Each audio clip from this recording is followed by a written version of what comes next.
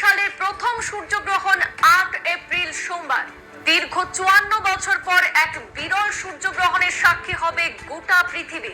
বিশ্বের ভিন্ন ভিন্ন প্রান্ত থেকে দেখা যাবে এই বিরল দৃশ্য। সোমবার ৭:৩০ সূর্য ঢেকে থাকবে ঘুটঘুটে অন্ধকারের চাদরে। বিরলতম দিনের সাক্ষী হতে চলেছেন সবাই। আগামীকাল সোমবার অত্যাশ্চর্য এক ঘটনা ঘটতে চলেছে। দিনের বেলাতে অন্ধকার নামবে পৃথিবীতে, উধাও হয়ে যাবে সূর্য। আর সূর্য না থাকলে স্বাভাবিকভাবে অন্ধকার হয়ে যাবে পৃথিবী। গোটা পৃথিবী এই বিরল দৃশ্যের সাক্ষী থাকবে কয়েক ঘন্টার জন্য। কিছু কিছু দেশে তো সম্পূর্ণ অন্ধকার হয়ে যাবে।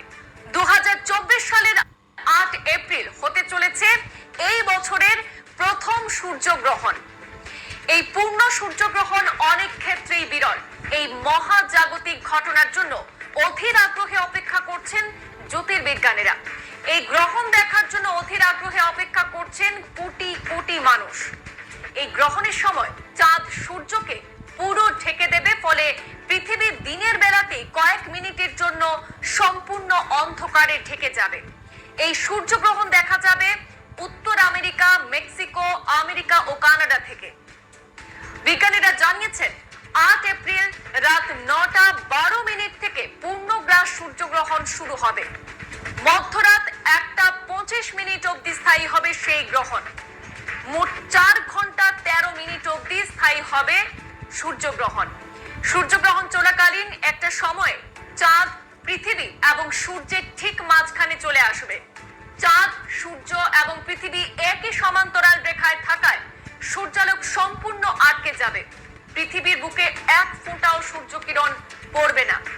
এই সূর্যগ্রহণের কারণে মোট ৭.৫ মিনিট সূর্য দেখা যাবে না। তবে সূর্যগ্রহণের আসল খেলা দেখা যাবে আমেরিকায়। ভারতে মধ্যরাত হলেও সূর্যগ্রহণের সময় আমেরিকায় দিন হয় সকালেই ঘুটঘুটে অন্ধকার নামবে। ৪:২৮ চাঁদ, সূর্য এবং পৃথিবী একই সমান্তরাল রেখায় থাকায় উত্তর আমেরিকায় দিনের বেলাতেই রাত নামবে। এর আগে ১৯৭৩ সালে এমন বিরল ঘটনা ঘটেছিল। আফ্রিকা মহাদেশে দীর্ঘ সময়ের জন্য অন্ধকার হয়ে গিয়েছিল দিনের বেলাতেই। এবার ৫৪ বছর পর এই দীর্ঘতম গ্রহণ হতে চলেছে।